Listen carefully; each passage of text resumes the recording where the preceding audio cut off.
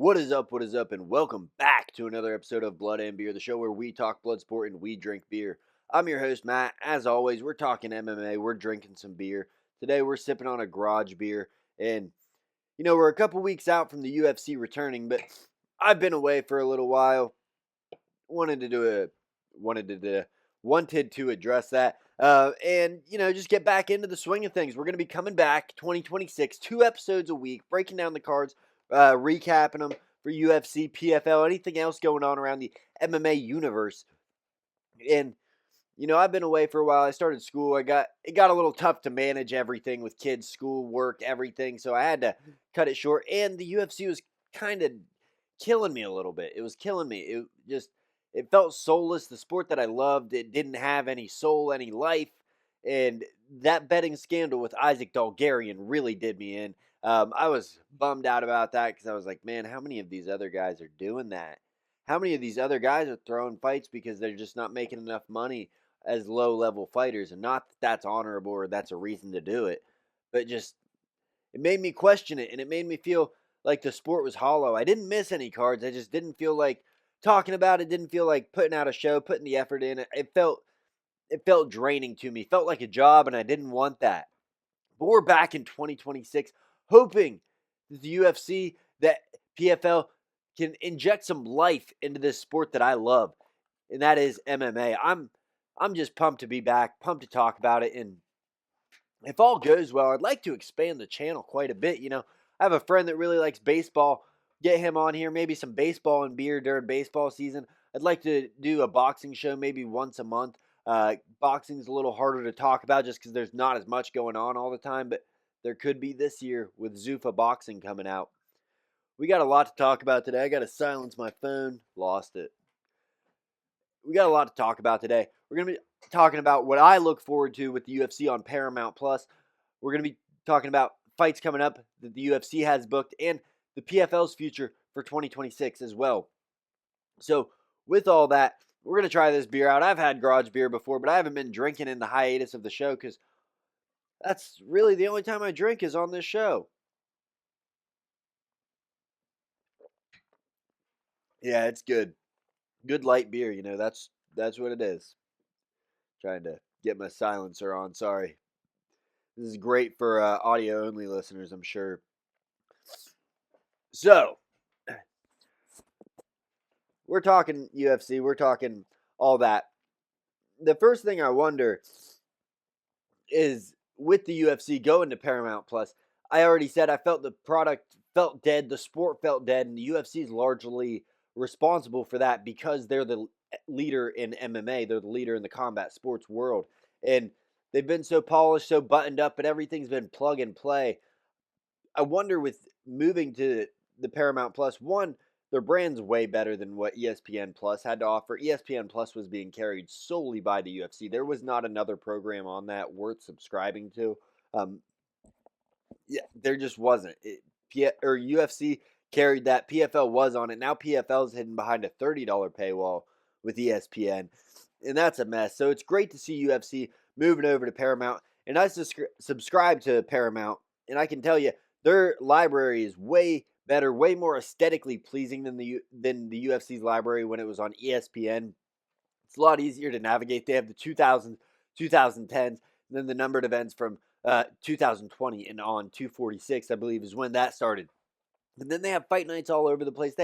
It's a lot better setup. It's more accessible. It's not as hard to find.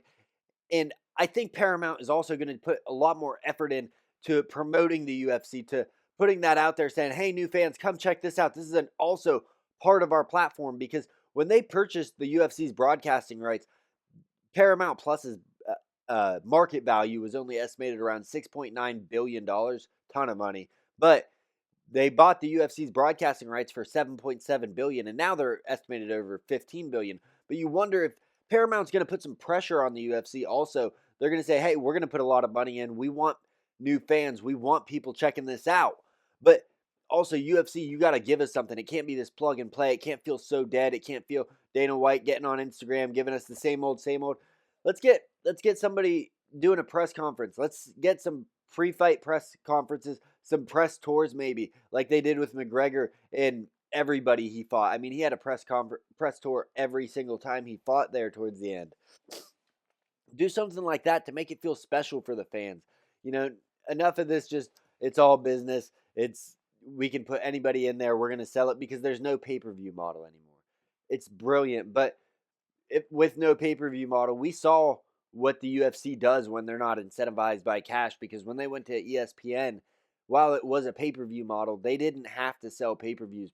ESPN bought all their pay-per-views from them. So ESPN is burdened with promoting and selling the pay-per-views. Now that's not going to be a thing. Now it's going to be Paramount pressuring UFC saying, "Hey, you need to make sure you're holding up your end of the bargain worth that $7.7 billion we gave you, more than what we were even worth at the time."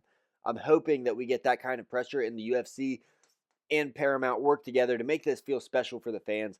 And, with the White House card coming up, with the two cards kicking off the year, UFC 324 and 325, we got 3 title fights between the two of them, and they're back-to-back weekends, starting January 24th and then January 31st. But it looks like we're heading in that direction. I hope, based off the way it looks on Paramount, it looks more special. It looks like they're trying to give us something.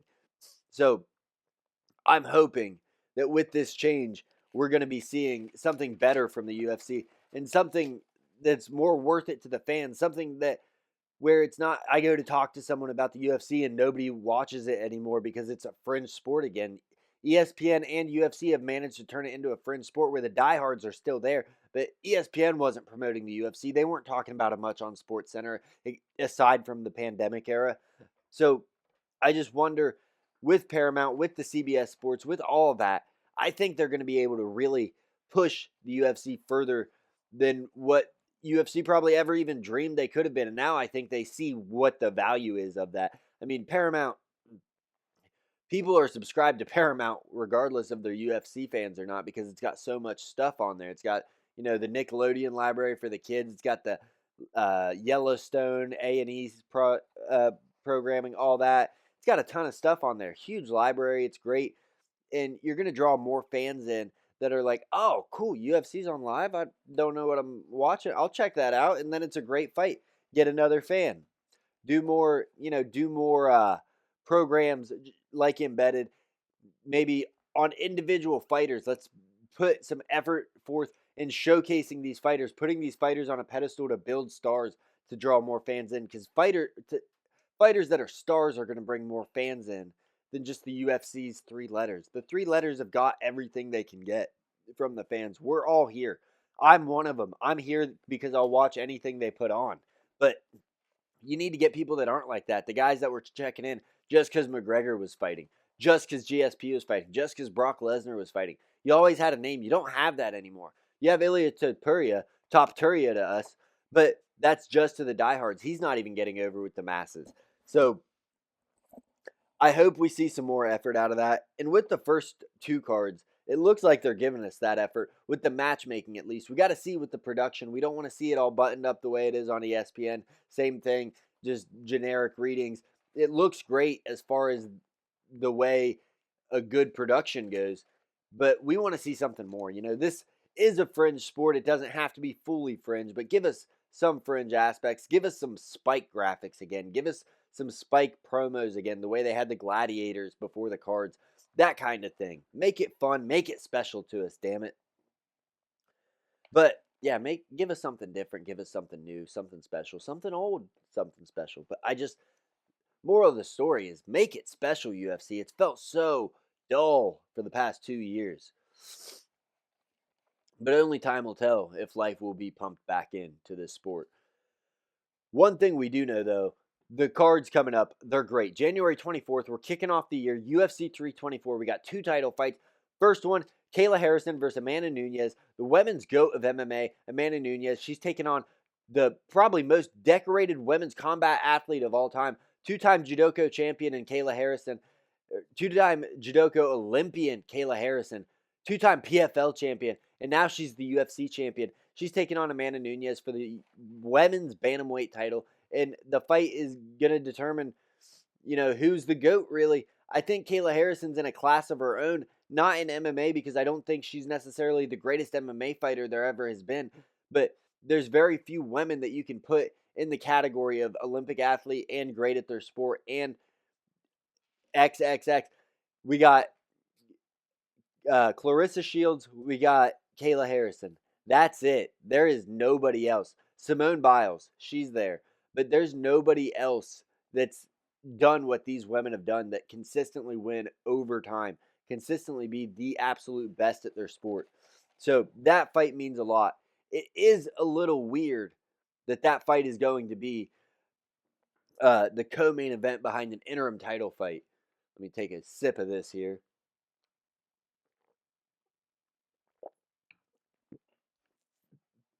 But that interim title fight's going to bang. And I think the reason they did that is because they worry the Kayla Harrison versus Amanda Nunes fight may not bang. You know, Amanda Nunes is coming out of retirement.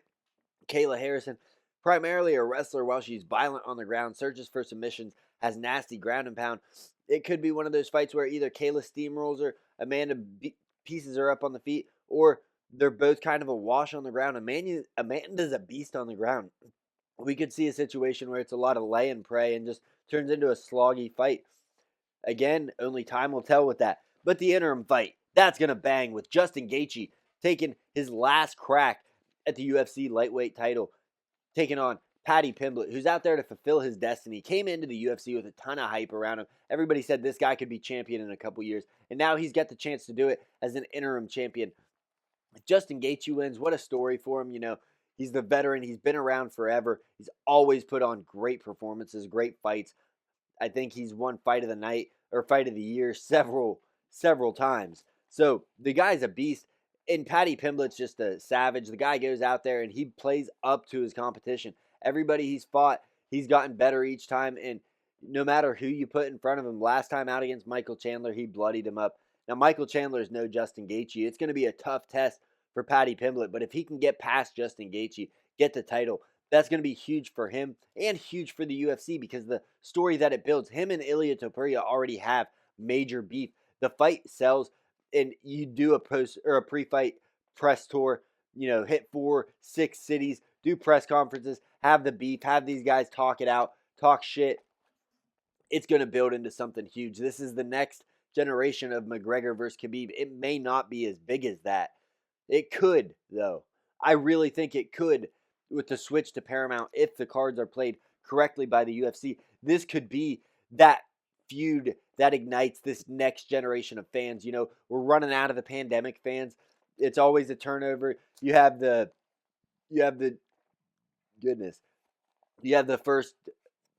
initial fans that have been there since the start, then the Chuck Liddell fans, then you have the tough fans, then you have the McGregor fans, then you McGregor and Rousey fans, then you have the COVID fans, and now we're going on to the Paramount fans. This could be the feud that kicks it off. That could be their big thing. It's not going to sell pay-per-views, but it could get millions of views. I mean, millions and tens of millions of views. This thing could be huge, but everything's got to fall correctly. The dice got to hit sixes. The cards got to fall right. You got to hit a flush. Paddy's got to win. Ilya's got to come back, and you got to hope Arman doesn't sneak his way in there. Arman Sarukian doesn't sneak his way in there at some point and mess up the deck and kill that fight because Arman's probably beating Paddy, and he has a good shot of beating Ilya too. But that fight would be huge. And the rest of the card, it bangs. You got former bantamweight title holder champion Sean O'Malley taking on Chinese knockout artist Song Yadong. You got Derek Lewis taking on Waldo Cortez Acosta. And then Arnold Allen versus John Silva, Umar Nurmagomedov versus Davison Figueiredo. The card bangs. I'll break it down the week before because we don't need to do it that far out. But I cannot wait for that card. It's going to be amazing. And then at UFC 325, I don't love the main event in this with Alexander Volkanovski rematching Diego Lopez since that was Volk's last fight. But I understand where the UFC is coming from with the spinning back elbow knockout that Diego Lopez had over John Silva. It's just, it's almost like the UFC saying we really want Diego Lopez to be champion. Come on, Volk, just give it to him. You know, let's run it back one more time. I don't love it, but it should be a good fight. The first fight was pretty good while Volkanovski kind of classed him out there towards the end of the fight.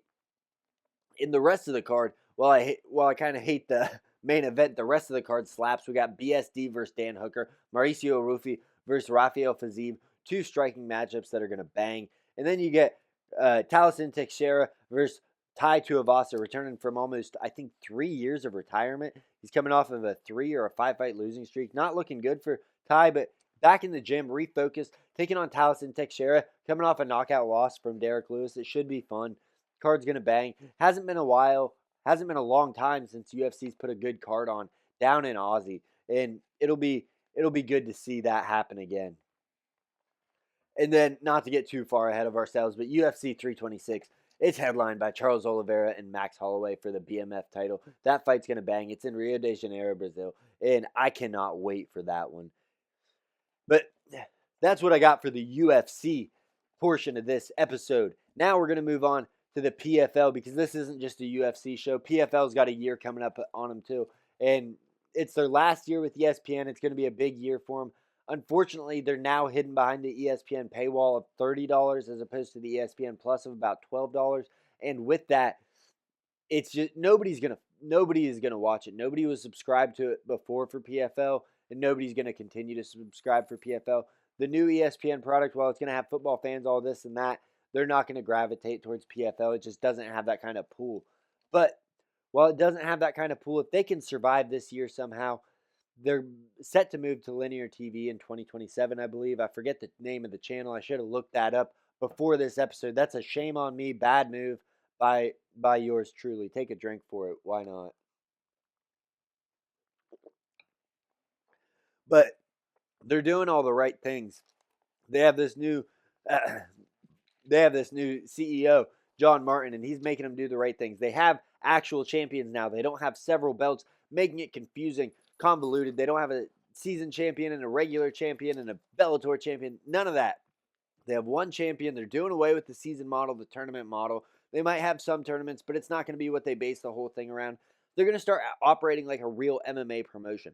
They're no longer going to do this nonsense of tournament, season, champion, and we have a champion out here also. It's going to be, we have our champions, we have our rankings, and everybody else is just going to be fighting to get higher up in those rankings to get a title shot.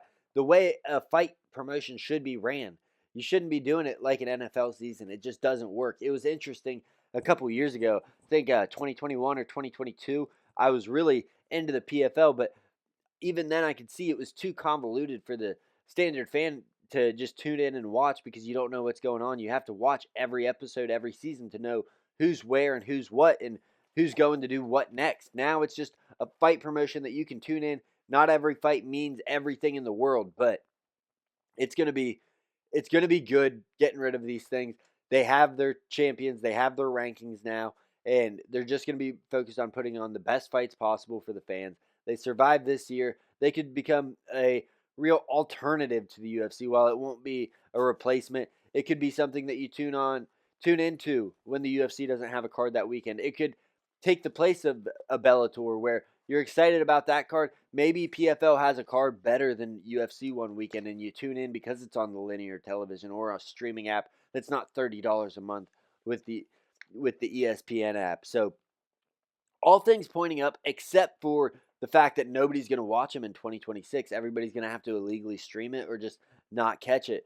You know, hopefully they put a lot of cards on their app in their overseas regions. That way they can kind of bypass the ESPN paywall. But as of now, it's not looking good. And it's their last year with Francis, which hasn't been the best thing. Best relationship with Francis. It didn't seem to work out for the PFL. They got one fight out of him with Renan Ferreira. Doesn't seem like he's going to be fighting for a title anytime soon. There's been talks of Vadim Nemkov, but I just really don't see that being a fight that Francis cares about. And what's the PFL want to do? Do they want to let a Francis Ngannou go in there, beat Vadim Nemkov, and then say, hey, my contract's up, I'm going to leave with the belt? That'll be the second promotion he left with their title. From the UFC to the PFL, it'd just be a mess. And that's no knock on Francis. It's just a business decision. He doesn't want to be there anymore. I think that there's not really the competition he was looking for. He's into the boxing thing. He's into the business thing. He's doing his thing. And I'm doing mine with this blood and beer. That's all we got for you today. Thank you for tuning in. Check it out. The most recent comeback, because we've taken some breaks before. We're not this year. We're going through the whole year.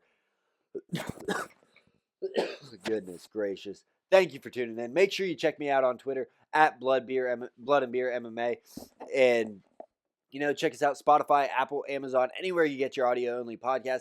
Subscribe if you're on YouTube. Follow on the audio podcast. Leave me 5 stars. It really helps out a lot, and I appreciate everybody that's tuned in. Let's go 2026. It's going to be a year for MMA.